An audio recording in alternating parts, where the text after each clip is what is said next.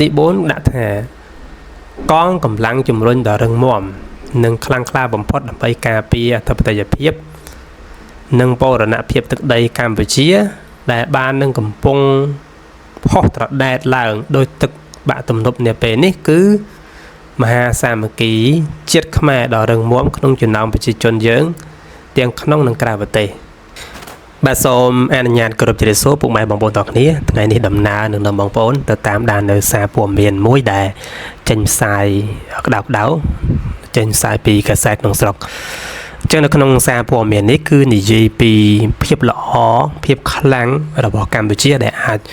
ដោះស្រាយនៅបញ្ហាព្រំដែនកម្ពុជាថៃបានអញ្ចឹងចង់ដឹងថាតើអ្នកណាជាអ្នកនិយាយហើយខ្លឹមសារអ្វីដែលអាចជួយឲ្យកម្ពុជាអាចឆ្លងកាត់ឬក៏ទប់ជាប់នៅក្នុងការដោះស្រាយបញ្ហារវាងការឈ្លានពានរបស់ថៃមកលើកម្ពុជានេះគឺជាចំណងជើងដែលខ្ញុំបានដកស្រង់នៅក្នុងកាសែតក្នុងស្រុកមួយដាក់ចំណងជើងថាចំណុចខ្លាំងនិងរឹងមាំដែលជាក្តីសង្ឃឹមរបស់កម្ពុជាក្នុងការឈានទៅដោះស្រាយបញ្ហាព្រំដែនដោយសន្តិវិធីនិងដោយយុត្តិធម៌នៅពេលខាងមុខអញ្ចឹងនៅក្នុងន័យនេះគឺជាចំណងជើងមួយគឺនិយាយពាក្យពាន់ជាមួយនឹងភាពខ្លាំងនិងភាពរឹងមាំរបស់កម្ពុជាក្នុងការដោះស្រាយនៅបញ្ហាព្រំដែនរវាងថៃនិងកម្ពុជាដែលការដោះស្រាយហ្នឹងគឺប្រកបដោយសន្តិវិធីអញ្ចឹងយើងចង់ដឹងថាតើខ្លឹមសារមួយយ៉ាងម៉េចគឺយើងនឹងតាមដានដល់គ្នាភ្នំពេញលោកប៉ែនបូណាប្រធានអង្គភិបអ្នកនាំពាក្យរដ្ឋាភិបាលក្នុងខ្លឹមសារ press briefing របស់អ្នកនាំពាក្យរដ្ឋាភិបាលនៅថ្ងៃទី4ខែមករាឆ្នាំ2026នេះបានបញ្ជាក់ឡើងវិញជូនបងប្អូនជនរួមជាតិអំពីជំហរដ៏ម៉ឺងម៉ាត់និងច្បាស់លាស់របស់រដ្ឋាភិបាលកម្ពុជាចំពោះការការពារអធិបតេយ្យភាពជាតិនិងបូរណភាពទឹកដីកម្ពុជាដោយមធ្យោបាយសន្តិវិធីនិងផ្អែកលើនយោបាយការទូតនិងច្បាប់អន្តរជាតិរដ្ឋាភិបាលកម្ពុជាបានធ្វើការតវ៉ាយ៉ាងខ្លាំងក្លាបំផុតប្រឆាំងនឹងការរំលោភបំពានរបស់ថៃរួមទាំងការបន្តឈរជើងនិងកាន់កាប់ដោយខុសច្បាប់ប្រតិបត្តិការយោធារបស់កងកម្លាំងប្រដាប់អាវុធថៃនៅខេត្តទាំង4របស់កម្ពុជានេះគឺជាការលើកឡើងរបស់លោក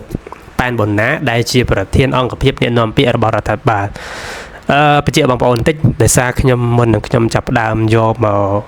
អាននេះគឺខ្ញុំបានអានចាប់ម្ដងហើយនៅក្នុងខ្លឹមសារហ្នឹងគឺ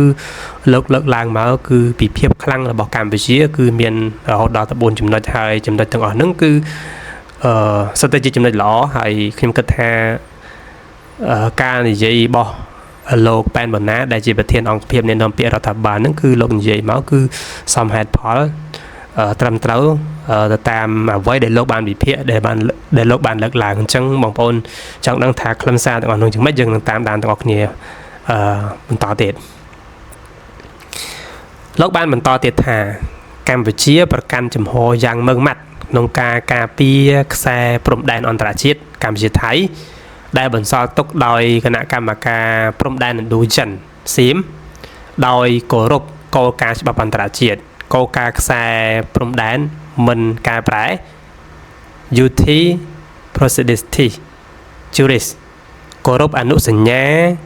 សិទ្ធិសញ្ញាបារាំងសៀមផែនទីនិងកំណត់ហេតុបោះបង្គោលព្រំដែនរបស់គណៈកម្មាធិការបោះបង្គោលព្រំដែនឥណ្ឌូចិនសៀមព្រមទាំងកិច្ចព្រមព្រៀងនិងឯកសារពាក់ព័ន្ធនានាដែលភាគីទាំងពីរបានឯកភាពគ្នានាពេលកន្លងមកនឹងសូមបញ្ជាក់ជូនដែរថាកម្ពុជាមិនទទួលស្គាល់នៅការកែប្រែខ្សែព្រំដែនណាមួយដែលកើតចេញពីការប្រើប្រាស់កម្លាំងនោះឡើយទន្ទឹមនឹងនេះអ្នកនាំពាក្យរដ្ឋាភិបាលសូមបញ្ជាក់ជូនជនរួមជាតិនៅចំណុចខ្លាំង4និងភាពរឹងមាំដែលជាក្តីសង្ឃឹមរបស់កម្ពុជាយើងក្នុងការឈានទៅដោះស្រាយបញ្ហាព្រំដែនដោយសន្តិវិធីយុត្តិធម៌នាពេលខាងមុខដោយខាងក្រោមនេះអញ្ចឹងលោកបានបញ្ជាក់ឲ្យថាខាងកម្ពុជារបស់យើងនឹងប្រកាន់គោលជំហរយ៉ាងម៉ឺងម៉ាត់ក្នុងការអនុវត្តទៅលើកិច្ចព្រមព្រៀងបទចុះបាញ់ សិទ្ធិសញ្ញាបារាំងសៀមហើយនឹងគោរពទៅតាមគោលការណ៍ច្បាប់អន្តរជាតិអានេះគឺជាអ្វីដែលការបដិញ្ញាចិត្តរបស់ខាងកម្ពុជារបស់យើងគឺអនុវត្តតាមច្បាប់ទាំងច្បាប់អន្តរជាតិក៏ដូចជាផែនទីដែលបានកំណត់បង្គោលព្រំដែនរវាងកម្ពុជារបស់យើងកន្លងមកអញ្ចឹងយើងចូលទៅមើលខ្លឹមសារឬក៏ចំណុចសំខាន់4ដែលលោកលើកឡើងថាកម្ពុជាអាចឈរជើងដល់រឹងមាំក្នុងការការពារនៅបូរណភាពទឹកដីរបស់ខ្លួនឯងហើយក៏ដូចជាការដោះស្រាយបញ្ហាប្រកបដោយសន្តិវិធីនឹងគឺយ៉ាងម៉េចអូខេបងប្អូនយើងចូលទៅមើលចំណុចទី1ចំណុចទី1គឺលោកដាក់ថាជំហរការទូតច្បាស់លាស់និងចាស់ទុំរបស់ថ្នាក់ដឹកនាំយើងតាំងពីចំនួនសម្ដេចតេជោហ៊ុនសែនអតីតនាយករដ្ឋមន្ត្រីនិងរហូតដល់ចំនួនសម្ដេចអធិបតីហ៊ុនម៉ាណែតនាយករដ្ឋមន្ត្រីបច្ចុប្បន្នគឺមិនដែលប្រែប្រួលក្នុងការដោះស្រាយបញ្ហាដោយប្រើប្រាស់យន្តការការទូតដែលផ្អែកទៅលើច្បាប់អន្តរជាតិជំរើសនយោបាយការទូតបែបទន់ភ្លន់តែម៉ឺងម៉ាត់នេះត្រូវបានប្រើប្រាស់យ៉ាងសកម្មហើយអ្វីដែលគួរឲ្យកត់សម្គាល់បំផុតនោះគឺជំហរការទូតបែបសន្តិសហវិជ្ជមានដើម្បីរួមរស់ជាមួយប្រទេសជិតខាងនិងបណ្ដាប្រទេសទាំងអស់នៅលើពិភពលោកគឺជាជំហរដែលសមស្របទាំងស្រុងជាមួយនឹងជំហររបស់សហគមន៍អន្តរជាតិចឹងនៅក្នុងខ្លឹមសារទី1នេះគឺលោកចង់បង្ហាញឬបញ្ជាក់ថាកម្ពុជាអាចឈរជើងឬក៏អាចដោះស្រាយបញ្ហាការឈ្លានពានរបស់ថៃមកលើកម្ពុជាគឺដោយខាងកម្ពុជារបស់យើងគឺប្រើជំហរការទូតច្បាស់លាស់និងហៅថាបែបសន្តិភាពសន្តិវិធីបានន័យថាអ្វីដែលកម្ពុជាយើងកំពុងតែអនុវត្តបច្ចុប្បន្នក្នុងការដោះស្រាយបញ្ហានេះគឺបែបសន្តិវិធីបែបសន្តិភាពហើយបែបការទូតទៀតអញ្ចឹងនៅក្នុងសហគមន៍អន្តរជាតិគឺខាងសហគមន៍អន្តរជាតិគឺកំពុងតែដើរផ្លូវនឹងដែរអញ្ចឹងវាស្របគ្នាជាមួយនឹងកម្ពុជាយើងក៏ដូចជាសហគមន៍អន្តរជាតិហេតុនេះហើយបានលោកលើកឡើងថាខាងកម្ពុជារបស់យើងនឹងឯងគឺមានភាពច្បាស់លាស់ហើយនឹងរឹងមាំក្នុងការដោះស្រាយនៅបញ្ហាការឈ្លានពានរបស់ថៃនឹងចូលដល់ចំណុចទី2ចំណុចទី2លោកដាក់ថាដែនអធិបតេយ្យភាពនិងបូរណភាពទឹកដីកម្ពុជាមានមូលដ្ឋានច្បាស់លាស់និងរឹងមាំដែលការពារដោយច្បាប់អន្តរជាតិពីព្រោះខ្សែព្រំដែនរវាងកម្ពុជាថៃគឺជាខ្សែព្រំដែនអន្តរជាតិដែលបន្សល់ទុកដោយគណៈកម្មការព្រំដែនឥណ្ឌូចិនសៀមស្របតាមគោលការណ៍ច្បាប់អន្តរជាតិគោលការណ៍ខ្សែព្រំដែនមិនកែប្រែដែលផ្អែកទៅលើអនុសញ្ញាសិទ្ធិសញ្ញាបារាំងសៀមផែនទីនិងកំណត់ហេតុបោះបង្គោលព្រំដែនរបស់គណៈកម្មាធិការបោះបង្គោលព្រំដែនឥណ្ឌូចិនសៀមព្រមទាំងកិច្ចព្រមព្រៀងនិងឯកសារពាក់ព័ន្ធនានាដែលភាគីទាំងពីរបានឯកភាពគ្នានៅពេលកន្លងមកនេះគឺជាមូលដ្ឋានដ៏រឹងមាំនិងច្បាស់លាស់សម្រាប់ការការពារអធិបតេយ្យភាពជាតិនិងបូរណភាពទឹកដីយើងដែលអាចនិយាយបានថាកម្ពុជាមានប្លង់រឹងដែលការពារដោយច្បាប់អន្តរជាតិដែលគ្មាននរណាអាចបំពានបានឡើយនេះគឺជាចំណុចល្អទី2ដែលធ្វើឲ្យកម្ពុជានឹងឯងអាចដោះស្រាយអាចចរចាជាមួយនឹងថៃពាក់ព័ន្ធជាមួយនឹងបញ្ហាទាំងអស់នេះគឺបញ្ហាព្រំដែនហ្នឹងគឺมันអាចឲ្យបរទេសជាពិសេសហ្នឹងគឺថៃនឹងឯងដណ្ដើមយកនៅបូរណភាពទឹកដីរបស់យើងបានសំបីតែបន្តិចនេះគឺជាចំណុចមួយដែលលោកឡើងមកគឺអាការដែលមានសិទ្ធិសញ្ញាអន្តរជាតិសិទ្ធិសញ្ញាបារាំងសៀមអីហ្នឹងច្បាប់អន្តរជាតិអីហ្នឹងគឺសុទ្ធតែជាគេហៅថាបើនៅក្នុងភាសាខាងកម្ពុជារបស់យើងគឺពាក់ព័ន្ធជាមួយនឹងពាក្យមួយគេប្រើពាក្យប្លង់រឹងគឺមានន័យថាវាមានប្លង់ឲ្យត្រឹមត្រូវអញ្ចឹងបើមានប្លង់រឹងហើយគឺมันអាចយកបានទេពីព្រោះនឹងវាជាកម្មសិទ្ធិរបស់បុគ្គលឬក៏គ្រួសារណាមួយទៅយ៉ាងណាមិញនៅក្នុងចំណុចនេះគឺប្លង់រឹងគឺសំដៅដល់ប្លង់ដែលមានការវាស់វែងផែនទីច្បាស់លាស់ហើយមានសិទ្ធិសញ្ញាមានច្បាប់អន្តរជាតិហ្នឹង ចំណុចទាំងអស់នេះឯងធ្វើឲ្យភាគីថៃហ្នឹងគឺមិនអាចប្រកែកមិនអាចប្រកែកជាមួយនឹងកម្ពុជាបាននេះគឺជាចំណុចល្អចំណុចខ្លាំងដែលខាងកម្ពុជាអាចនឹងដោះស្រាយបញ្ហាទំនាស់ព្រំដែនរវាងថៃបានដោយសន្តិវិធីចូលដល់ចំណុចទី3តាមរយៈប្រតិកម្មរបស់បណ្ដាប្រទេសនានាទាំងឡាយរាប់ទាំងបណ្ដាប្រទេសមហាអំណាចអង្គការសហប្រជាជាតិផងសុទ្ធតែបានសម្ដែងការគាំទ្រដំណោះស្រាយដោយសន្តិវិធីផ្អែកទៅលើច្បាប់ដើម្បីកសាងសន្តិភាពយូរអង្វែងរវាងប្រទេសទាំងពីរគឺកម្ពុជាថៃក៏ដូចជាដើម្បីថែរក្សាសន្តិភាពនិងស្ថិរភាពក្នុងតំបន់ទាំងមូលអាចនិយាយបានថាសហគមន៍អន្តរជាតិឈរនៅជាមួយជំហររបស់កម្ពុជានេះសរបញ្ជាក់យ៉ាងច្បាស់ថាជំហរនយោបាយការទូតរបស់រដ្ឋាភិបាលកម្ពុជានិងថ្នាក់ដឹកនាំយើងពិតជាត្រឹមត្រូវនិងទទួលបានការគាំទ្រពីសហគមន៍អន្តរជាតិទាំងស្រុងនេះជាចំណុចទី3ដែលលោកលើកឡើងមកគឺមានន័យថាអ្វីដែលខាងកម្ពុជាយើងកំពុងតែធ្វើនិងអនុវត្តហើយក៏ជាអ្វីដែលខាងកម្ពុជាយើងចង់បាននឹងគឺវាសមស្របគ្នាវាដូចគ្នាទៅនឹងប្រទេសមហាអំណាចក៏ដូចជាអង្គការសហប្រជាជាតិដែលកំពុងតែដើរផ្លូវដូចកម្ពុជាដែរអញ្ចឹងបើសិនជាមហាអំណាចហើយនឹងអង្គការសហប្រជាជាតិដើរក្នុងផ្លូវតែមួយដោយកម្ពុជាដែរនោះមានន័យថាខាងមហាអំណាចក៏ដូចជាអង្គការសហប្រជាជាតិនឹងកំពុងតែគាំទ្រនៅសកម្មភាពនិងទង្វើដែលខាងកម្ពុជាកំពុងតែអនុវត្តអញ្ចឹងនិយាយឲ្យខ្លីមកមានន័យថាខាងកម្ពុជាគឺមានប្រៀបជាងភាគីថៃដោយសារតែខាងកម្ពុជាគឺមិនត្រូវការនៅអំពើហិង្សាមិនត្រូវការសង្គ្រាមផ្ទុយទៅវិញខាងកម្ពុជាត្រូវការតែសន្តិភាពនិងការអភិវឌ្ឍប្រទេសរបស់ខ្លួនឲ្យមានភាពរីកចម្រើននេះគឺជាអ្វីដែលខាងកម្ពុជារបស់យើងចង់បានហើយមួយទៀតហ្នឹងដោយបងប្អូនដឹងហើយគឺខាងកម្ពុជាយើងគឺត្រូវការនៅសន្តិភាពខ្លាំងបំផុតអូខេចូលដល់ចំណុចទី4ចំណុចទី4ដាក់ថា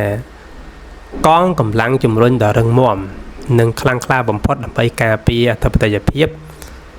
និងបូរណភាពទឹកដីកម្ពុជាដែលបាននឹងកំពុង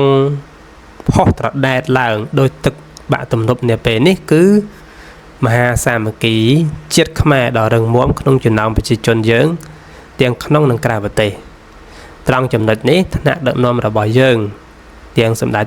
តេជោហ៊ុនសែនប្រធានប្រសិទ្ធិនិងសម្ដេចបវរធិបតីហ៊ុនម៉ាណែតនាយករដ្ឋមន្ត្រីបច្ចុប្បន្នបានសម្ដែងនៅមោទនភាពនិងភាពស្ញប់ស្ញែងយ៉ាងក្រៃលែងចំពោះទឹកចិត្តស្នេហាជាតិដ៏ខ្លាំងក្លានិងរឹងមាំបំផុតរបស់ព្រះសង្ឃមន្ត្រីរាជការវីរៈកងទ័ពនិងវីរៈកងកម្លាំងនគរបាលជាតិដ៏អង់អាចក្លាហាន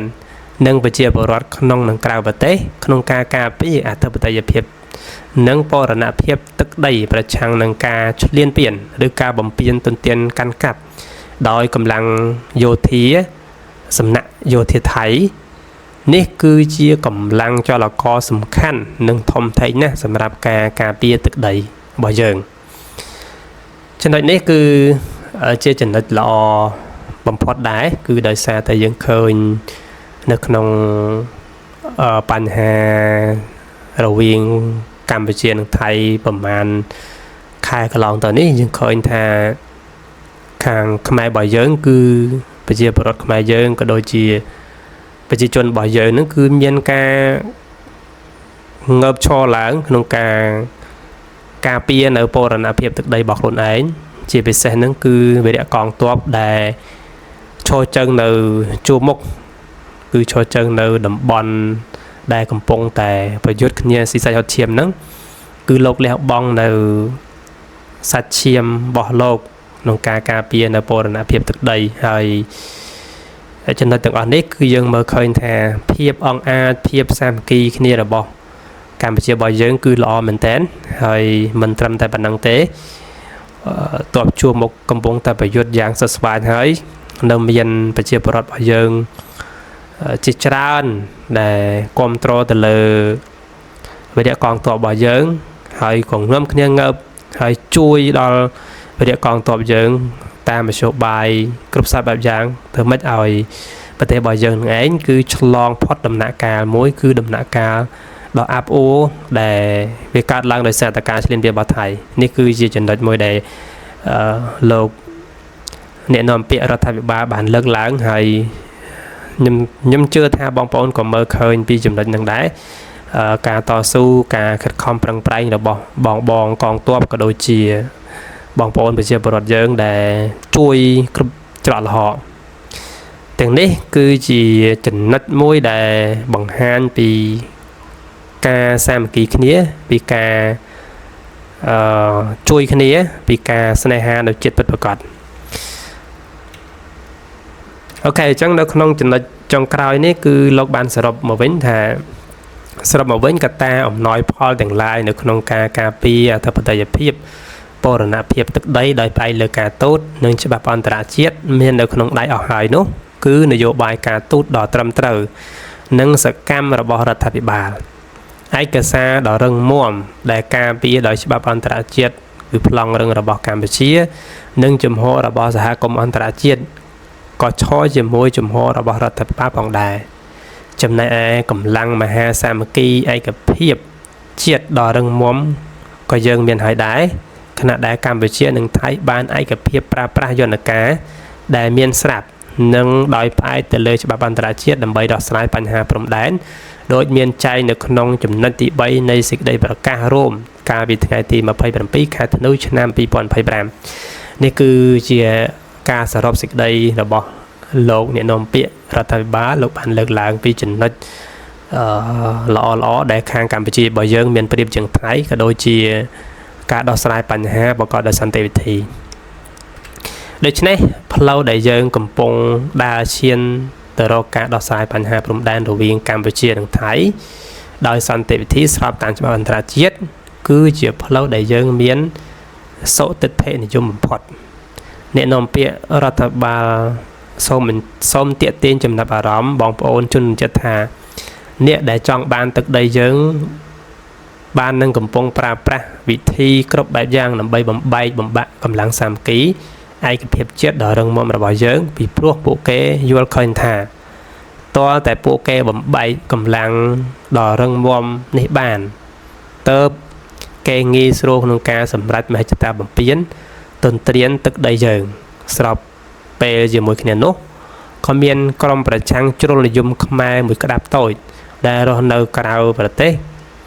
ក៏បានធ្វើខ្លួនជាអ្នកបម្រើយ៉ាងសកម្មឲ្យសង្គ្រាមចិត្តសាស្ត្ររបស់ប្រទេសដែលកំពុងបំពេញនិងទន្ទ្រានកាន់កាប់ទឹកដីកម្ពុជានៅក្នុងចំណុចនេះឃើញលោកបានលើកឡើងពាក់ព័ន្ធជាមួយនឹង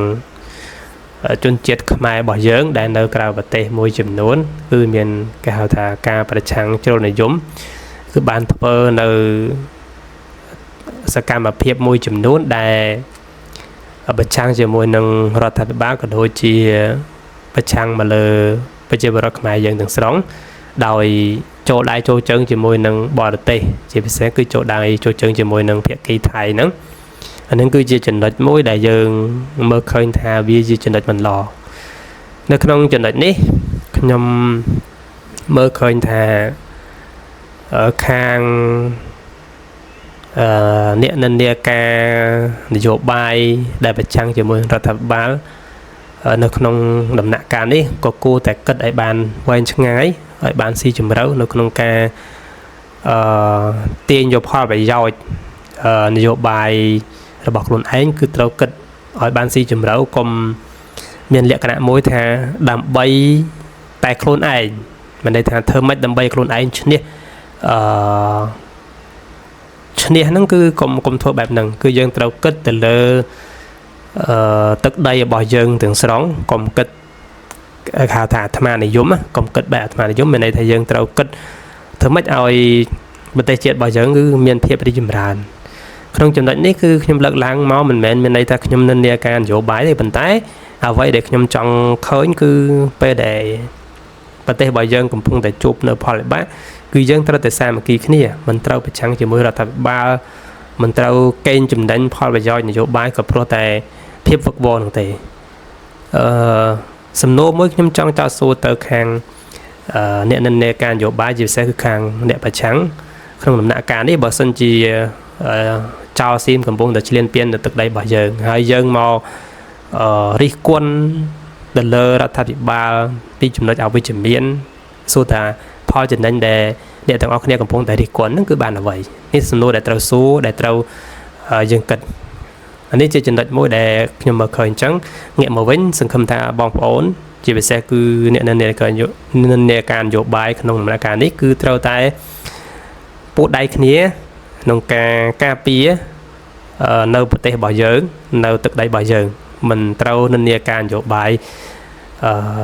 ប្រឆាំងជាមួយរដ្ឋាភិបាលទេតែគ្រប់គ្រងរដ្ឋាភិបាលក្នុងការទប់ស្កាត់ទៅលើបញ្ហាដែលចោលឈ្លានពានគឺចោលបរទេសឈ្លានពានលើទឹកដីរបស់យើង